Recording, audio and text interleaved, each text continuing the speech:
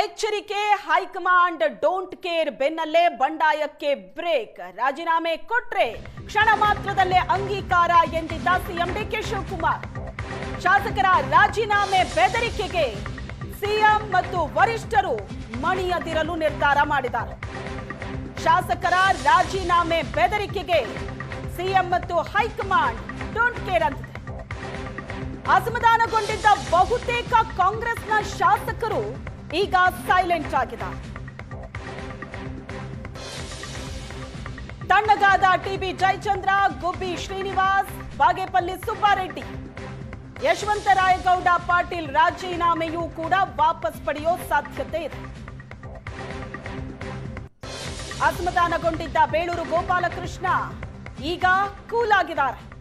M Krishnappa ಮತ್ತು ಪ್ರಿಯಕೃಷ್ಣ ಮನವೊಲಿಸುವಲ್ಲಿ CM D K Shivakumar success ಆಗಿದ್ದಾರೆ. ಬಿಆರ್ ಪಾಟೀಲ್, ಎಂಸಿ ಸುಧಾಕರ್, ನಾರಾಯಣಸ್ವಾಮಿ ಸಿಟ್ಟು ಇನ್ನು ತಣ್ಣಗಾಗಿಲ್ಲ. ರಾಜೀನಾಮೆ ಬೆದರಿಕೆಗೆ ಮಣಿಯದಿರಲು ಸಿಎಂ ಮತ್ತು ವರಿಷ್ಠರು ನಿರ್ಧಾರ ಮಾಡಿದ್ದಾರೆ. ಸಚಿವ ಸ್ಥಾನ ಕೈ ತಪ್ಪಿದ್ದಕ್ಕೆ ಅಸಮಾಧಾನಗೊಂಡಿದ್ದ ಶಾಸಕರು ರಾಜೀನಾಮೆ ನಿರ್ಧಾರ ಮಾಡಿದ್ರು. ಆದರೆ ಹೈಕಮಾಂಡ್ ಮತ್ತು ಸಿಎಂ ಡಿಕೆ ಶಿವಕುಮಾರ್ ಅದಕ್ಕೂ ಡೋಂಟ್ ಕೇರ್ ಅಂದಿದ್ದಾರೆ. ಒಂದು ಹಂತಕ್ಕೆ ಈಗ ಬಂಡಾಯಕ್ಕೆ ಬ್ರೇಕ್ ಬಿದ್ದಿದೆ.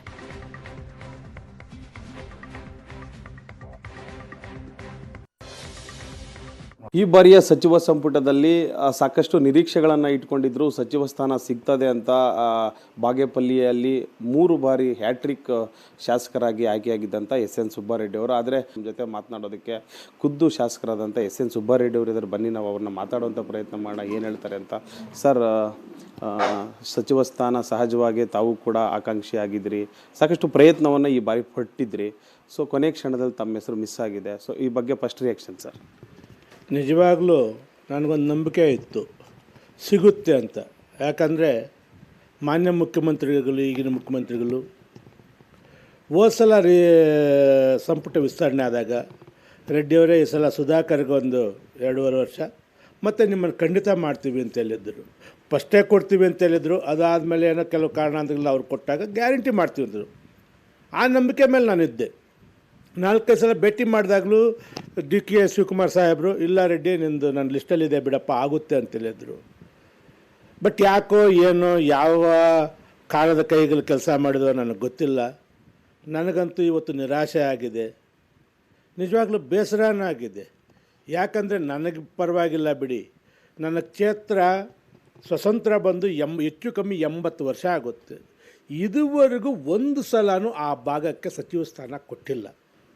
ಕಾರಣಾಂತರಗಳಿಂದ ಕೊಟ್ಟಿಲ್ಲ. ಒಂದು ಸಲ ಅಲ್ಲಿ ಗೆದ್ದ ಮೇಲೆ ಇಲ್ಲಿ ಸರ್ಕಾರ ಇಲ್ಲ, ಇಲ್ಲಿ ಸರ್ಕಾರ ಇದ್ದಾಗ ಅಲ್ಲೇ ಮೇಲೆ ಗೆದ್ದಿಲ್ಲ, ಇದಾಯಿತು. ಈ ಸಲ ಎಲ್ಲ ಅವಕಾಶಗಳಿದ್ದಾಗ ವಂಚಿತರಾಗಿದ್ದೀವಿ ಅಂತ ತುಂಬ ನಮ್ಮ ಕ್ಷೇತ್ರ ಜನತೆ ಬೇಸರ ಪಟ್ಟಿದ್ದಾರೆ. ಯಡಿಯೂರಪ್ಪ ವಿಜಯೇಂದ್ರನೇ ಬಂದು ಕರೆದರೂ ನಾನು ಪಕ್ಷ ನಿಷ್ಠೆ ತೋರಿಸಿ ನಾನು ಅವತ್ತು ಬಿ ಜೆ ಪಿಗೆ ಹೋಗಿ ಸಚಿವ ಆಗಲಿಲ್ಲ. ಯಾಕೆ? ಪಕ್ಷ ನಿಷ್ಠೆ ಆಗಿರಬೇಕು ಅಂತ. ಆದರೆ ಇವತ್ತು ಪಕ್ಷ ನನಗೆ ನಿಷ್ಠೆ ತೋರಿಸ್ತಾ ಇಲ್ಲ ಅಂತ ಬೇಸರ ಆಗ್ತಾಯಿದ್ದೆ.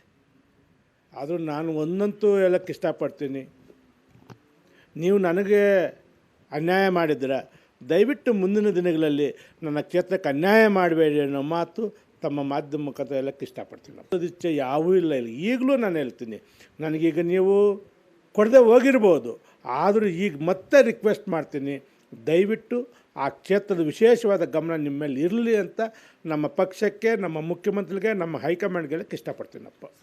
ಸೊ ಇನ್ನೊಂದು ಬಾರಿ ಆದ್ರೂ ಅಂದರೆ ಒಂದು ಸಚಿವ ಸ್ಥಾನ ಒಂದು ಖಾಲಿ ಇದೆ, ಅದನ್ನಾದರೂ ನಮ್ಮ ಸುಬ್ಬಾರೆಡ್ಡಿ ಅವರಿಗೆ ಕೊಡೋ ಮೂಲಕ ಪಕ್ಷ ಹೈಕಮಾಂಡ್ ಈ ಭಾಗದ ಅಭಿವೃದ್ಧಿಗೆ ಸಹಕರಿಸಬೇಕು ಅನ್ನೋ ಒತ್ತಾಯ ಕೇಳಿ ಬರ್ತಾ ಇದೆ. ಈಗ ಅದರ ಮೇಲೆ ನನಗೆ ನಂಬಿಕೆ ಇಲ್ಲ. ಯಾಕಂದರೆ ಇದ್ದ 32 ಇದ್ದಾಗಲೇ ಕೊಡಲಿಲ್ಲ. ಆ ಒಂದು ಮಹಿಳೆಯರಿಗಂತೂ ಉಳಿಸ್ಕೊಂಡಿದ್ದಾರೆ. 99% ಅದು ಮಹಿಳೆಯರು ಕೊಡ್ತಾರೆ ಅಂತ ನನಗೂ ಒಂದು ಅನಿಸಿಕೆ ಇದೆ. ಅದರಿಂದಲೇ ನಾನು ಇನ್ನು ಆ ಸಚಿವ ಸ್ಥಾನ ಆಸೆ ಬಿಟ್ಬಿಟ್ಟಿದ್ದೀನಿ. ಇನ್ನಾಗಲ್ಲ ಅಂತ ಬಿಟ್ಬಿಟ್ಟಿದ್ದೀನಿ. ಬಟ್ ನಮಗೂ ಯಾಕೋ ಇವೆಲ್ಲ ನೋಡ್ತಾಯಿದ್ದೀವಿ, ರಾಜಕೀಯನೇ ಸಾಕಾಗಿದೆ ಅನಿಸ್ತಾಯಿದೆ. ಇಷ್ಟು ನಿಯತ್ತಾಗಿದ್ದವನಿಗೆ ಯಾಕೋ ಪಕ್ಷ ನನ್ನ ಮೇಲೆ ಪ್ರೀತಿ ಇಲ್ಲ ಅಂದರೆ ಯಾಕೆ ಬೇಕು ಈ ರಾಜಕೀಯ ಅಂತ ಸತ್ಯವಾಗ್ಲೂ ನನಗೆ ಅನ್ನಿಸ್ತಾ ಇದೆ. ಮುಂದಿನ ದಿನಗಳಲ್ಲಿ ನಾವೆಲ್ಲ ಶಾಸಕರು ಕೂತು ಮಾತನಾಡೋಣ ಅಂತ ಇದ್ದೇವೆ. ಮಾತನಾಡಿಬಿಟ್ಟು ಮುಂದೆ ಇನ್ನೂ ಒಂದು ದಿವಸ ತಮ್ಮನ್ನು ಕರೆದು ನಾನು ಮಾತನಾಡ್ತೀನಪ್ಪ. ಇದಿಷ್ಟು ಬಾಗೇಪಲ್ಲಿ ಶಾಸಕರಾದಂಥ ಸುಬ್ಬಾರೆಡ್ಡಿ ಅವರ ಮಾತು. ಚಿಕ್ಕಬಳ್ಳಾಪುರದಿಂದ ಕ್ಯಾಮ್ರಾಮನ್ ಅಮರೇಶ್ ಜೊತೆ ರವಿಕುಮಾರ್, ಏಷ್ಯಾನೆಟ್ ಸುವರ್ಣ ನ್ಯೂಸ್.